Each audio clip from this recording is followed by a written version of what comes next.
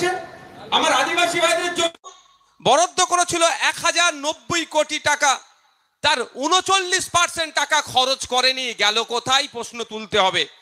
শেষে 2023-24 অর্থবর্ষে 1139 কোটি টাকা বরাদ্দের পরিমাণ বেড়ে যাচ্ছে, খরচ করার পরিমাণ কমে যাচ্ছে, 42% টাকা খরচ করতে অক্ষম হয়েছে।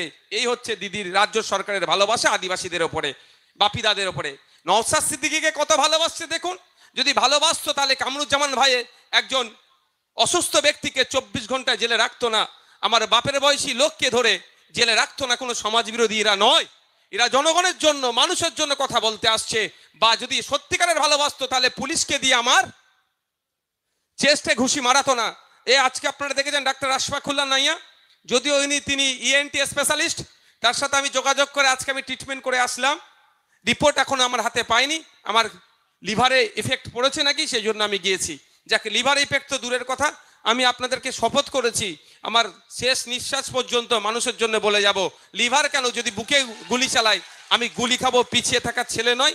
আমার ভাঙড়ের লোকেরা ভালো করেই জানে আমি সামনে থেকে দাঁড়িয়ে আমি লড়াই দেওয়ার ছেলে। যাক, আমাদেরকে ভালোবেসেছিল 2021-22 অর্থবর্ষে, ভালোবেসে আমাদের জন্য অর্থাৎ সংখ্যালঘুদের জন্য 4658 কোটি টাকা, 4658 কোটি টাকা বরাদ্দ করেছিল। আমি এই প্রসঙ্গ নয়, যেহেতু বাপিদা সেন্ট্রাল গভর্নমেন্টের একটা তথ্য দিচ্ছিল সেটা দেওয়ার জন্য আমি বলছি। কালকে বলবো আমি, যদি সময় পাই, আমাকে যদি সময় হয়, যে ওয়াকাফ আইন কেন মানছি না।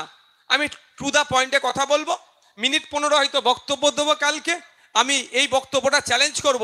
আজকে শুনলাম বিজেপির কোন একটা নেতা নাকি বই প্রকাশ করেছে, আবার লিডার অফ অপোজিশনকে দিয়ে ওয়াকাফের বিরুদ্ধে। আমি চ্যালেঞ্জ করছি, শুভেন্দু অধিকারী থেকে শুরু করে তার যত বড় বড় নেতা আছে, মাইকের ওদিকে বসাবে, মাইকের এদিকে বসাবে। ওয়াকাফ আইন মুসলমান সহ সংবিধানের বিরুদ্ধে কিভাবে গেছে আমি একা তাদের সাথে চ্যালেঞ্জ করব। দম থাকলে বসুক আমার সাথে ডিবেট, আমি দেখে নেবো তাদেরকে। যাক, 2021-22 অর্থবর্ষে যে টাকা বরাদ্দ হয়েছিল মাইনরিটিদের জন্য, তার 46% টাকা খরচ করতে পারেনি এই রাজ্য সরকার। 2022-23 অর্থবর্ষে 4878 কোটি টাকা বরাদ্দ হয়েছিল সংখ্যালঘু সমাজের মানুষের উন্নয়নের জন্য, তার 43% খরচ করেনি এই রাজ্য সরকার।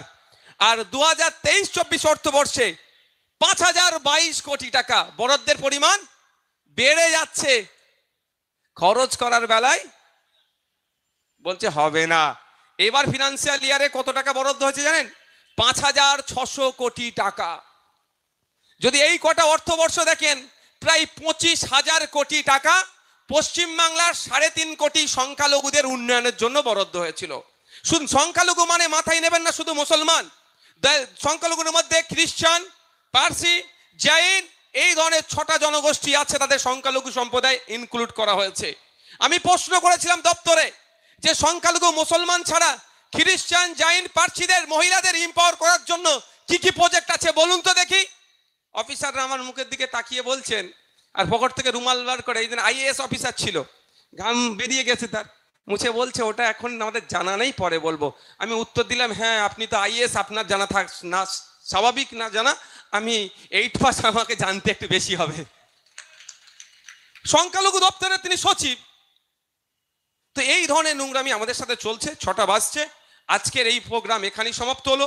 আমি কালকে আপনাদের জানিয়ে রাখি, আমাদের এই মঞ্চের পক্ষ থেকে আমাদের প্রতিনিধি দলেরা, একটা প্রতিনিধি দল এসআইআর নিয়ে যেভাবে বিভ্রান্ত তৈরি হচ্ছে, মানুষের মধ্যে যেভাবে আতঙ্ক তৈরি করার চেষ্টা হচ্ছে, ওই আতঙ্ক পশ্চিমবাংলায় করতে দেব না।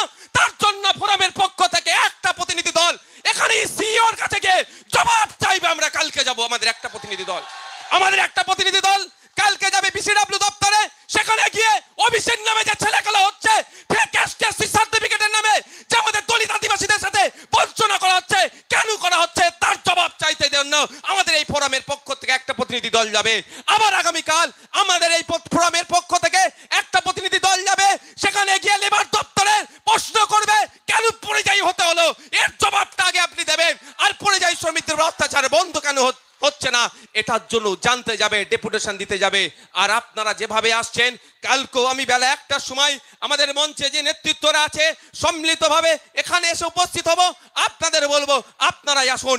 এই ধর্ম নামাজ হয়তো কালকে সন্ধ্যে 6টার পরে শেষ হবে কলকাতাতে, কিন্তু এই ধর্ম নামাজ প্রতিটা জেলায় জেলায় কনস্টিটিউশন প্রোটেকশন ফ্রম আশা করছি চালিয়ে যাবে, আপনাদের সহযোগিতা নেবে।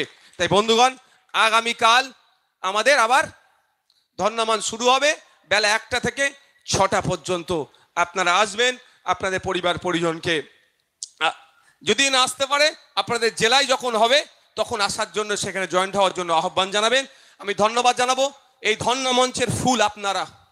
এই দর্শকের আসনে বসে আছেন, মাঝে মধ্যে একবার দুবার চিৎকার করে ফেলছি, দেখেন ভালোবাসি বলে চিৎকার করছি ভাই, ভালোবাসি বলে চিৎকার করছি, নালে চিৎকার করতাম না।